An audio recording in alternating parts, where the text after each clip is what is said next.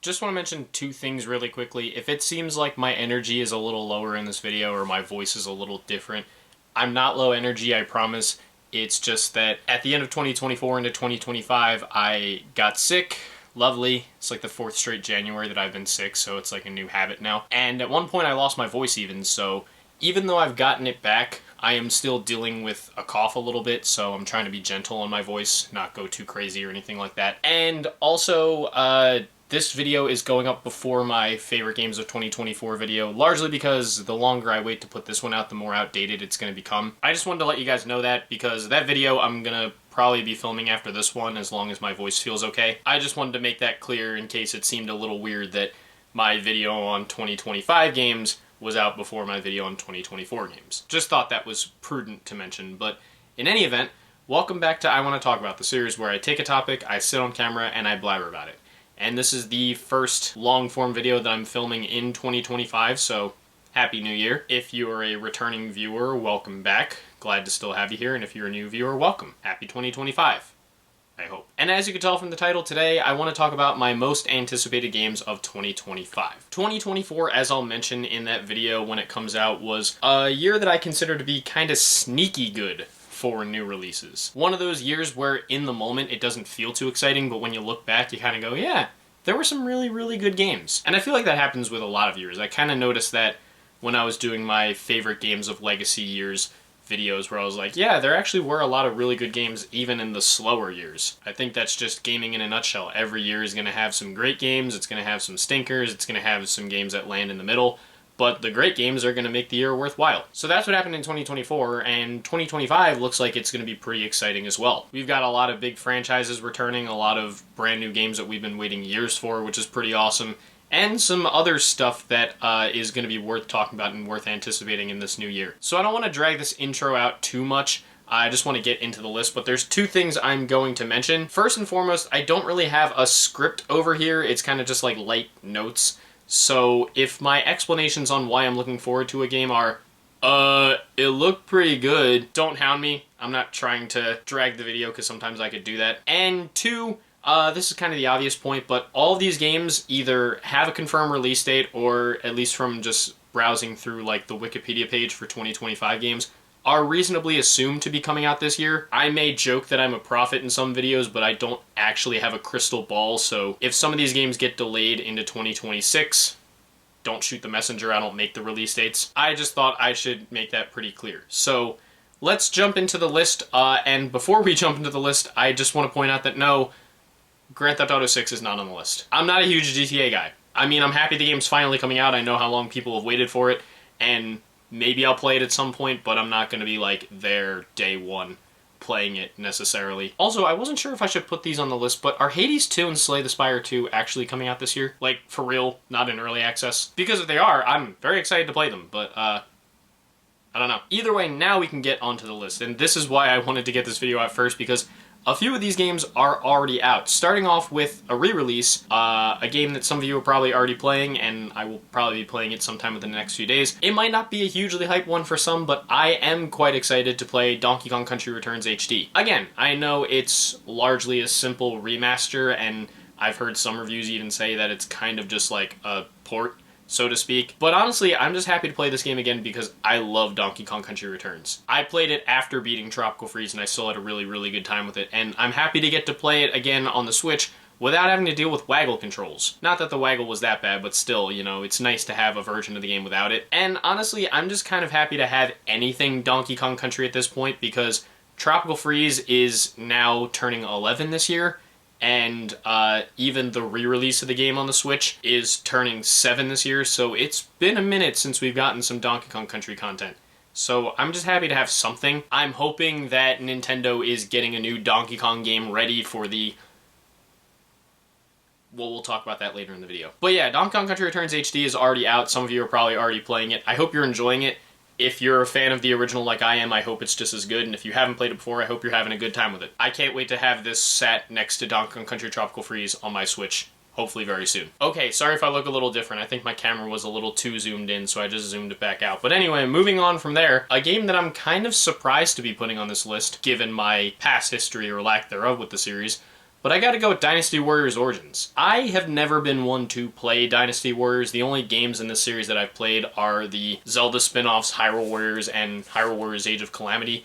I did enjoy both of those games, but they didn't really get me into the larger Dynasty Warriors series. I really mostly played them because of the Zelda connection. And I have heard the perspective that if you played one Dynasty Warriors game, you've kind of played them all. But I've seen gameplay of this at a couple different PlayStation shows, and honestly, it just looks really great to me. I think the action gameplay looks really fantastic, and I do love Dynasty Warriors' whole vibe of like 1 versus 1,000 or however many people you're fighting at once. It looks like a lot of fun, and I know that I heard that the last Dynasty Warriors game before this one was a little bit so it's nice to see this one look like such a bounce back, and at least from the early reviews I've read of it, it seems like it's a huge bounce back and a nice little revitalization for the series, which is very nice to hear. I'm hoping to try this one out myself. Again, it's already out, so if you're playing it, I hope you're having a great time with it, and hopefully I will get to try it out at some point this year. Now we're on to the games that are not out.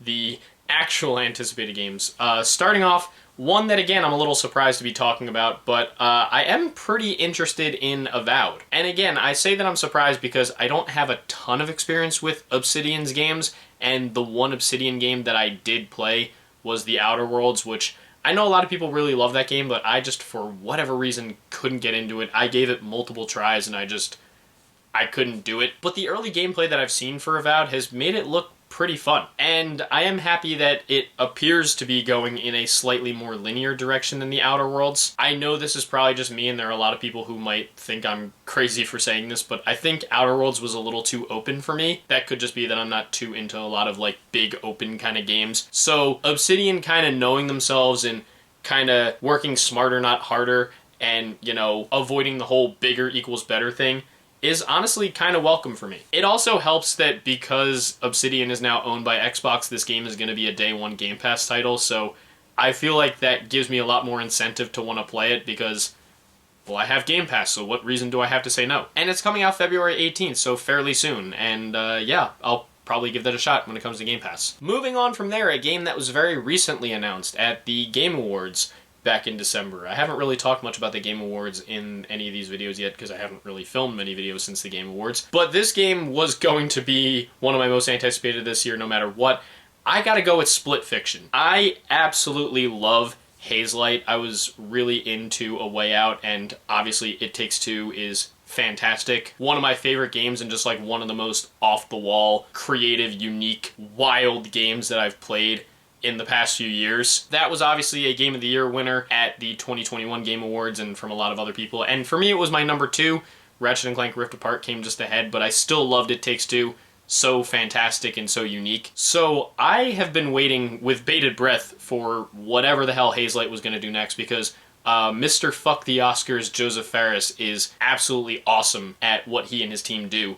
And when I first saw Split Fiction at the Game Awards, I was immediately just like, yes, I need that. It is really building on a lot of the gameplay variation and the kind of gameplay roulette style that It Takes Two went for. If you haven't played It Takes Two, it's a 3D platformer, but it kind of changes genres and styles throughout, and it kind of looks like Split Fiction is doing that same thing, but to an even bigger extent. I mean, there's a freaking chapter in the game where you play as pigs, and you have to basically get them onto a grill to practically turn them into sausages.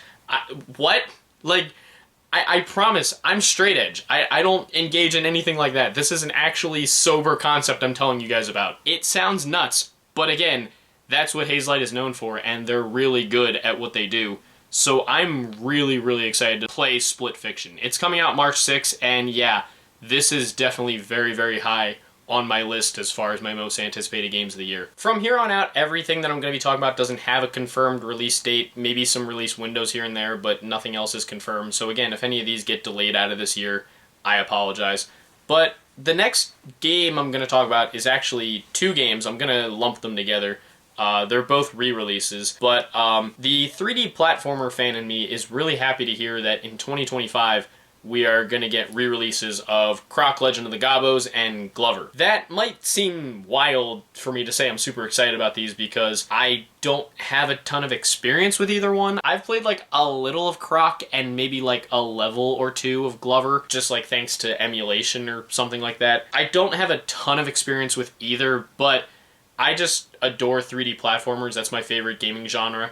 And I think just on a personal level, given that there was a point in time where 3D platformers were kind of like out of style, it always makes me happy when new ones come along and when the genre is doing well. So it's really cool to see games like Croc and Glover get another shot. I know the Glover remaster, I think, is already on PC. This is just like a console re-release that's coming out. But as someone who is a console player, I'm happy that I'll get to play it on a console. And at least from what I remember of playing Croc, at least a little bit I played of it, I did enjoy it, so I would totally welcome getting a new version of it on modern platforms. That's supposedly coming out sometime in the first quarter of this year, while Glover doesn't have a confirmed release window. And yeah, definitely looking forward to playing both. Moving on from there, one of my top 2 most anticipated games of this year, and one you probably won't be surprised to see me wax about and be very excited to see. I am pumped for Doom the Dark Ages. You guys probably know this when you saw my reaction or my video talking about the Xbox Game Showcase last year when I got super pumped when this was one of the first games of the show. I love modern Doom. Doom 2016 and Doom Eternal are some of my favorite games, and I think Doom Eternal I would honestly potentially even call my favorite first-person shooter. And given that it's been about 5 years since that game, I have been very, very excited for another game, and I've been waiting for id Software to come with something new. So the fact that we're getting a new Doom game at all, I'm just like, hell yeah. And yeah, of course, id has been doing such a fantastic job with the recent Doom titles, so of course this new one looks amazing. And a lot of the new weapons I'm seeing look absolutely sick, especially the shield saw. Like, that looks crazy to me. I'm really excited to get to play with that, and a lot of the other new weapons that Doom Guy has. It's kind of interesting that it's a prequel. Again, I don't really follow Doom lore, so I don't think that really matters to me. I'm just in it for the demon-slaying madness, and this game is gonna come through with a lot of that. And again, since Bethesda is owned by Microsoft, it's gonna be coming to Xbox Game Pass, which is great. I was gonna play the game regardless of whether it came to Game Pass or not, but the fact that it is on Game Pass, I mean, yeah, of course, that's easy access. Though, again, PlayStation gamers, don't be worried, it's still coming to PS5, so that's going to be fun. There's no confirmed window, but we may get one pretty soon because, again, I don't know when this video is going up. Hopefully I get it out before this, but on the 23rd of this month, January, Xbox is hosting a developer direct. I'm probably not going to make a video on it, but they're going to be showing some stuff for Doom the Dark Ages, I'm pretty sure, so you'll be able to see more of it then. I'll check out more of it then. I'm pumped. Speaking of Xbox, I'm also pretty interested in Fable. Again, I don't have a ton of experience with the series. I tried to play the Fable Anniversary Remaster since it was on Game Pass, but the camera made me way too dizzy. But honestly, the fact that this game is a reboot tells me it may not even be necessary to be into Fable up to this point. And given that this game has been in development for a while, it was announced in 2020 and it's finally coming out this year, it's just kind of great to see it coming along. The gameplay that they showed of it so far does look pretty intriguing. I also just love the overall aesthetic and magic style of the game, so I'm hoping this one comes along and ends up being great. Not just to have something to play, but for fans of the franchise who have waited so long for a new Fable game. And again, as a first-party Xbox game, it's going to be a Day 1 Game Pass title, so once again, whether it turns out great or not, I'll have no reason to say no. And again, I do want to play it, so I'm pretty excited that it's going to be on Game Pass Day 1.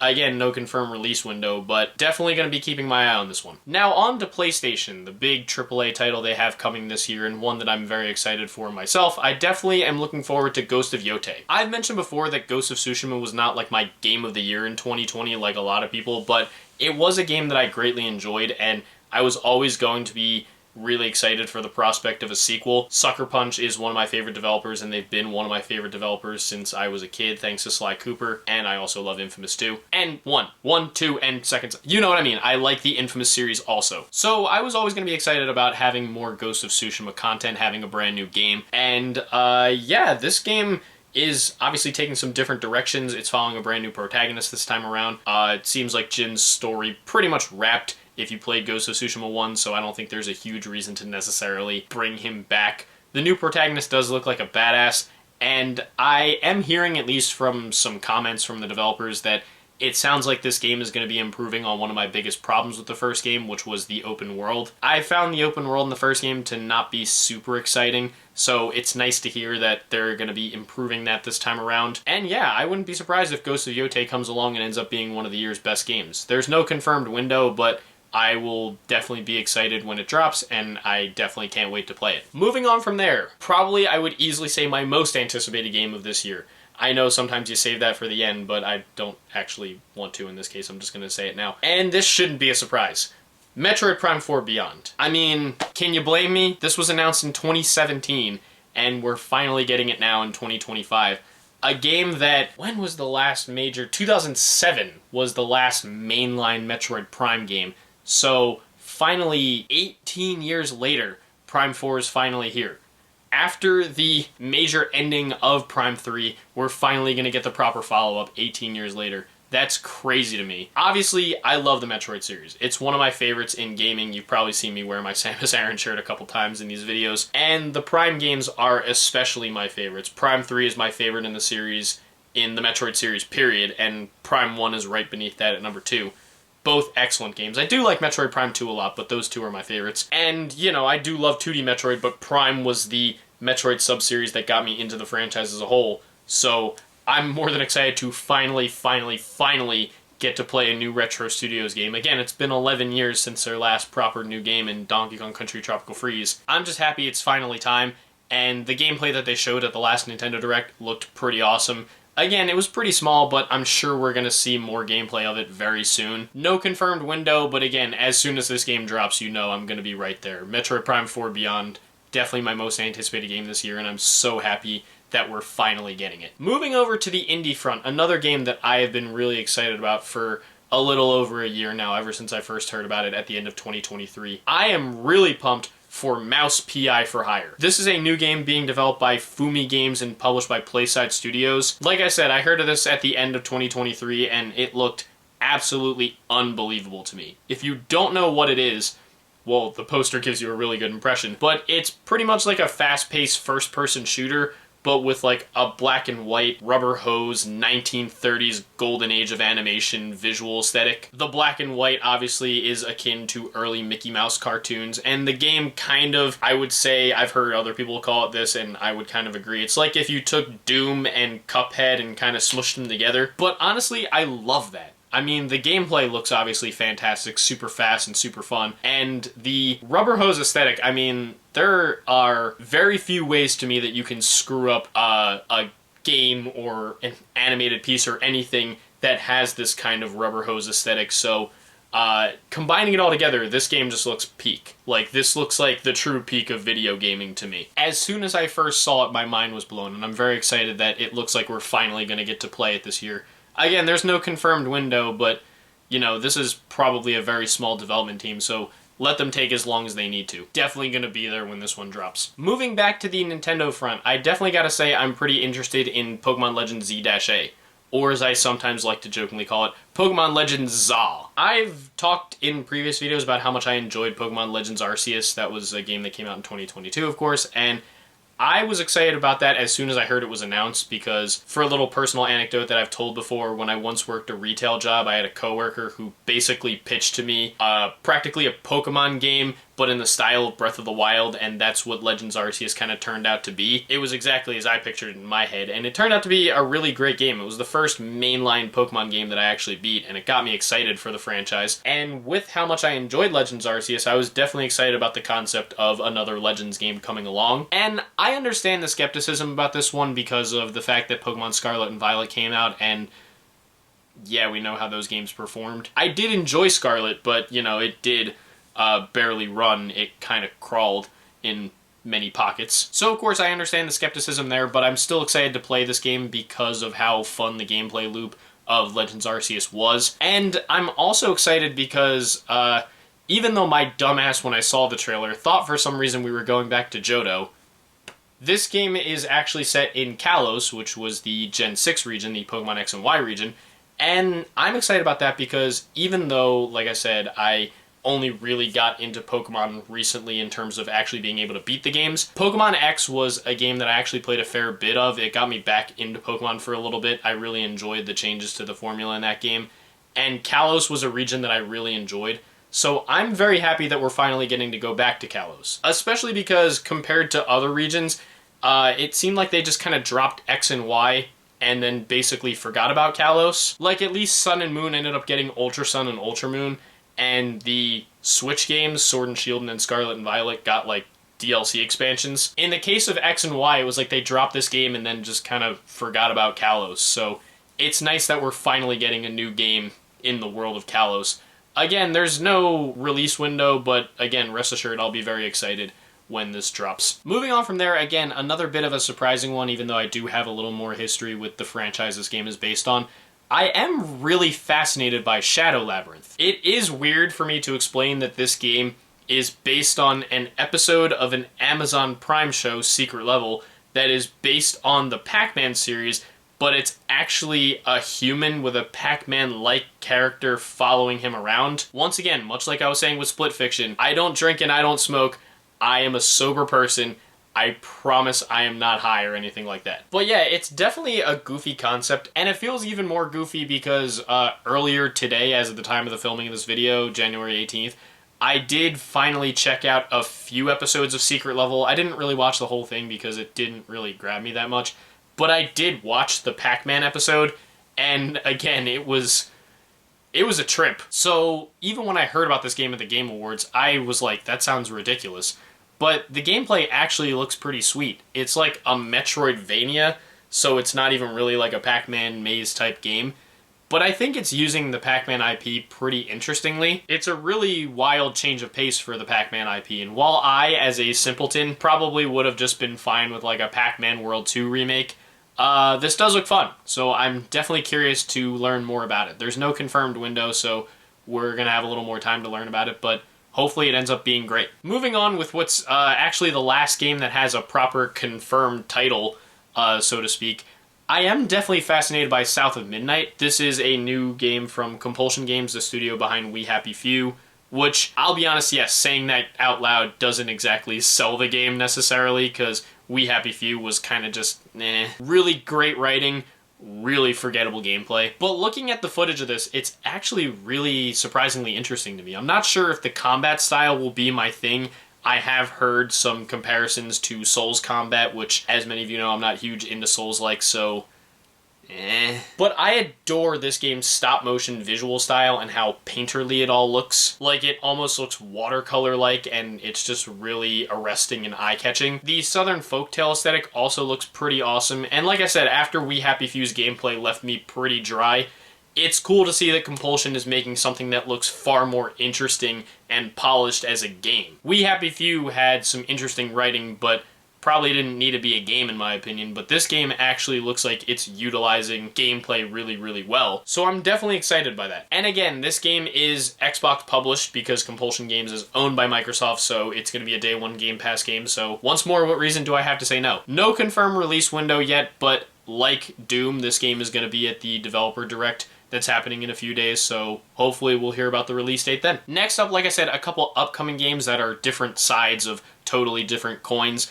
One of them that I'll blow through really quick, I am interested in THQ Nordic's upcoming SpongeBob game that they've got putting out. They teased this at the end of the year in some kind of SpongeBob game trailer.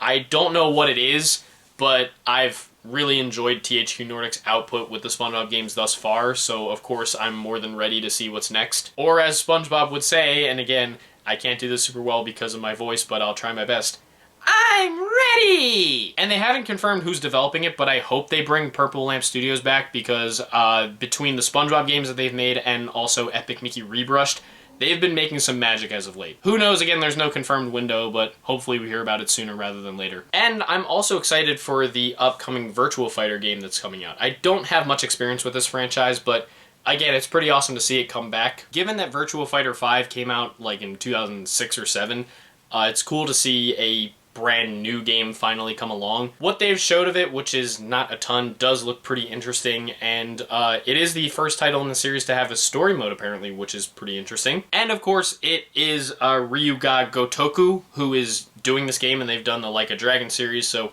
I have faith in them because they make quality games. I don't really play Like a Dragon, but I know that a lot of people love that series. So I have faith in what they're going to do here. There's no release window, but hopefully this one turns out great. Not a single game, but of course I have to talk about this in a video like this as well. Of course, I'm highly anticipating, and I'm really looking forward to the Switch 2. In one breath, I'm kind of glad that I waited to film this because we finally got the official announcement of the Switch 2, and I can confirm I jumped up and down quite a bit. Obviously, you guys know I love Nintendo, and the Switch is one of my favorite systems. Nintendo really nailed it with the Switch, so of course I was ready for the Switch 2.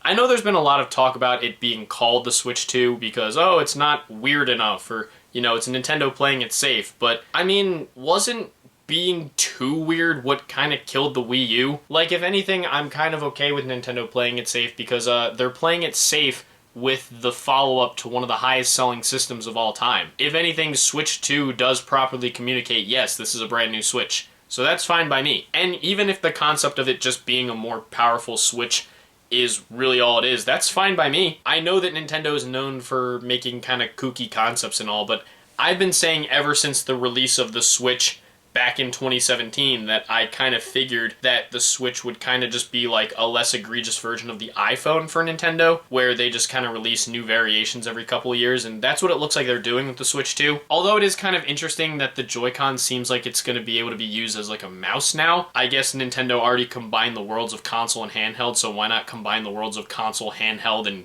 PC. And I know there's been talk about, like, apparently hardware-wise, it's going to be about as powerful as a PS4 Pro, and some people are really worried about that, but, like, guys, do you really think a PS5 is that much more powerful than a PS4 Pro? Like, I don't mean to sound like a doomer when I say this, or I don't mean to get existential to some extent, but I'm not going to say that gaming graphics or gaming hardware has peaked, but I feel like we're at the point with gaming hardware where the diminishing returns are kind of in effect, and things are obviously going to continue to get more and more powerful, the likes of which we have no idea about, but I feel like the generation to generation jump is going to just continue to look smaller and smaller. PS5 games are going to look way more impressive than, say, like a PS1 game, of course. But, like, the difference between a PS4 and 5 game are not going to be, like, jaw-dropping.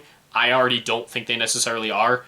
And like a jump from PS5 to 6 probably won't prove as jaw-dropping either. So for me, a handheld capable of doing what the PS4 Pro did sounds fantastic. And as long as it's easy for third parties to develop for, and as long as they're able to put out high-quality, powerful third-party games on the thing, fine by me. Really, for me, it's more about what Nintendo does with it, because I love Nintendo's first-party games, so I'm excited to see what they do there. And I kind of got to see that because during the unveiling of this thing, they showed off Mario Kart. Like, it's wild to me to think about a new Mario Kart game because it seemed at first like I was like, wait, we just got the booster course pass for Mario Kart 8. Do we need a new game? But then I remember we've been playing the same Mario Kart game for technically 11 years. Mario Kart 8 came out in 2014 on the Wii U. And, you know, yeah, we got the Switch re-release, but still, it's wild to think. I was in 10th grade when Mario Kart 8 first came out, and I was a freshman in college when Deluxe came out. Now I've been out of college for almost 5 years? 4 years? I graduated in 2024. I said at one point it was 5, it's 4. Numbers. Time. What the hell ever. I've been out of college this long, and Mario Kart 9's finally happening. It's crazy, and apparently it's going to have like 24-player races, which is nuts. Bring back Baby Park. I need to see what that's like with 24 players. And some of the small stuff people were pointing out made me laugh. Like, I was like, is that a Yoshi gas station with, like, a food bag that has a face on it? Like, this is crazy. I'm very excited to play Mario Kart 9, and I'm just very excited for the Switch 2 in general. Again, we don't know when it's coming out, but there's a Nintendo Direct on April 2nd that'll be a deep dive into it. I don't know how I'm supposed to wait that long, but I'm gonna do my best. Definitely excited for the Switch 2. But actually, even though I said earlier that Metroid Prime 4 Beyond is my most anticipated game of this year, it's actually not. My most anticipated game of 2025 is the game I haven't heard about yet. I know that sounds wild, but hear me out, and you guys will understand what I mean. Games get announced throughout the entire year, and a lot of times they get released in the same year that they're announced. Matter of fact, my game of the year from this year, which I'm gonna save because I'm gonna talk about it in my next video, was a game that was announced in like May or June. I didn't know was happening until the midway point in the year, and it became my game of the year. So really, my game I'm most excited for is the game I don't know about yet. I'm excited for whatever surprises are going to come along this year. That's kind of the fun thing about gaming. I can make this list and tell you what games I'm most looking forward to, and yeah, I'm looking forward to these ones I talked about here in this video, but what I'm just as excited about is whatever games come along and surprise me. You'll see it when I do my video on my favorite games of 2024, but there were some games I played this year that I did not expect to enjoy nearly as much as I did. So I'm very excited to see what those games are going to be in 2025. I know that's a bit of a cheesy note to end on, but yeah, that's how I look at it. I'm always very excited to see what games are going to come along and really surprise me, and I'm sure there's going to be some really fun ones in 2025. So of course, this is all just my opinion on my most anticipated games of 2025. It's just my list. What about you guys? What are some big games coming out this year that you guys are really looking forward to? Whatever your thoughts and opinions are, leave them down in the comments below. Let's keep this civil and have some fun as we like to do. If you guys want to hit like and subscribe and support some of my other ventures that I have linked in the description, thank you. If not, it's no big deal. I totally understand. And you know what? My voice doesn't feel that bad right now, so as soon as I turn this camera off, I'm going to start recording my favorite games of 2024 video, and then I'll finally be caught up. So stay tuned for that, but until then, thank you guys for watching. I hope you enjoyed, and I will see you in the next video. Peace.